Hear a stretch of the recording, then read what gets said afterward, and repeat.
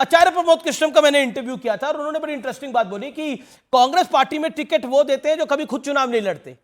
और संजय निरुपम ने भी इसी तरह की बात बोली। मैं ये नहीं कह रहा, आचार्य जी ने तो बीजेपी को ज्वाइन भी नहीं करा और संजय निरुपम ने भी तब किसी दल को ज्वाइन नहीं करा था, अब वो शिवसेना को ज्वाइन कर रहे हैं। लेकिन कांग्रेस में डिसीजन मेकर जो है वो समझ नहीं पा रहे कि क्या करना है क्या नहीं करना है। छत्तीसगढ़ में अलग बवाल हुआ है कांग्रेस के एक प्रवक्ता को लेकर। हाँ, लेकिन भाजपा के sitting members of parliament join कर रहे हैं कांग्रेस, भाजपा के भी लोग जा रहे। तो देखिए, ऐसा नहीं है, हर इलेक्शन के समय लोग आया राम गया राम चलता रहता है, ये चीज चलती रहती है, ये कोई बहुत बड़ी बात नहीं।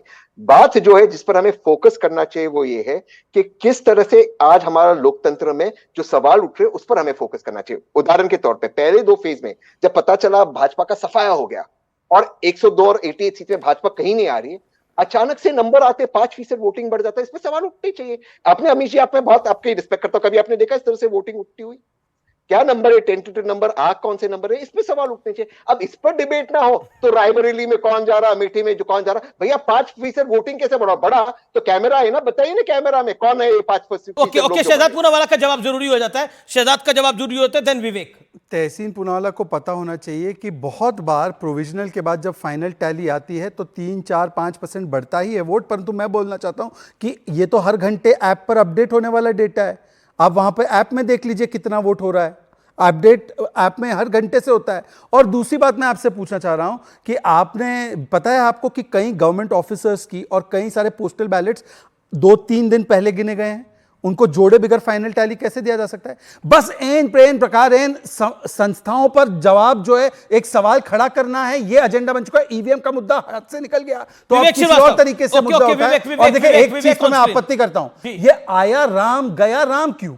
आया कोई और धर्म का नाम तो हम नहीं लेते, आया मोहम्मद नहीं बोलते, आया रॉबर्ट तो नहीं बोलते, गया रॉबर्ट तो नहीं बोलते।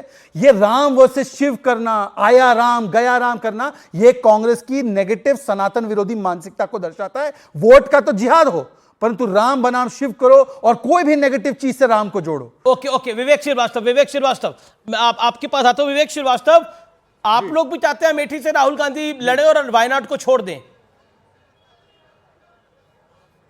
नहीं, देखिए, ये पहले भी मैं डिबेट में डिस्कस, पहले तो मैं शहजाद की एक बात का उत्तर दे देता हूं बड़े साफ शब्दों में।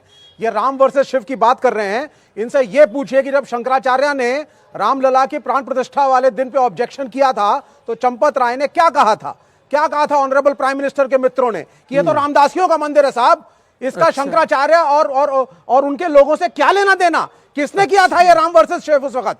सिर्फ इसलिए कि वो डेट आपको सूट कर रही थी लोकल पॉलिटिक्स के लिए। दूसरी बात, मैं इस वक्त भीड़ के बीच में से आपके साथ डिबेट कर रहा हूं अमीश।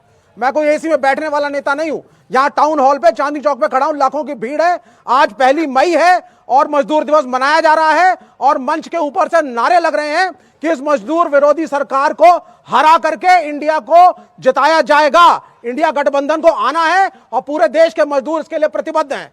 ये दूसरी बात। तीसरी बात, केरल में यह जरूर है कि हम कांग्रेस के अगेंस्ट लड़े। यह भी सच्चाई है कि राहुल गांधी जी के खिलाफ हमारी कॉमरेड एनी राजा उतरी हैं, लेकिन इंडिया गठबंधन हारेंगी राहुल गांधी के साथ। एनी राजा जीतेंगी या हारेंगी आपकी राय के अंदर? कॉमरेड एनी राजा नहीं, वो आने दीजिए, आपकी राय क्या है भाई? रिजल्ट उससे फर्क नहीं पड़ता, लेकिन कैंडिडेट है कॉमरेड एनी राजा, जीतेंगी या हारेंगी उनके साथ? नहीं, आपकी राय क्या है? कॉमरेड एनी राजा जीतेंगी या हारेंगी? नहीं, देना पड़ेगा भाई इसका जवाब। आप या तो हाँ बोलिए या ना बोलिए। लेट द रिजल्ट कम। नहीं, obviously result will come. Result तो नरेंद्र मोदी के चुनाव का भी आएगा भाई। वो जरूर। आप कैसे डिसाइड करके बैठे हैं कि वो हार जाएंगे? एनी राजा जरूर। ये बीजेपी कैसे डिसाइड करके बैठी कि कांग्रेस हार जाएगी? फिर तो बोले ही ना कोई। नहीं, आप अपने मतलब इतने मजबूर हो गए, आप अपने कैंडिडेट के लिए नहीं बोल पा रहे वो जीतेंगे, यही बोल दीजिए वो हारेंगे जी। इसलिए नहीं, आप सुन तो लीजिए सर। कॉमरेड एनी राजा मजबूती से लड़ी हैं, कॉमरेड एनी राजा को हमारा समर्थन है। मैं एक वामपंथी हूं, एक लेफ्टिस्ट हूं, लेकिन इंडिया गठबंधन भी एक सच्चाई है जिसमें लेफ्ट एक पार्ट है और राहुल गांधी हमारे एक रिस्पेक्टेड नेता हैं। और जैसा कि अमीक जयमई ने कहा था, अगर यह अमेठी रायबरेली जहां मर्जी से लड़े, चाहे समाजवादी पार्टी, विवेक आपको नहीं लगता? एक सेकंड विवेक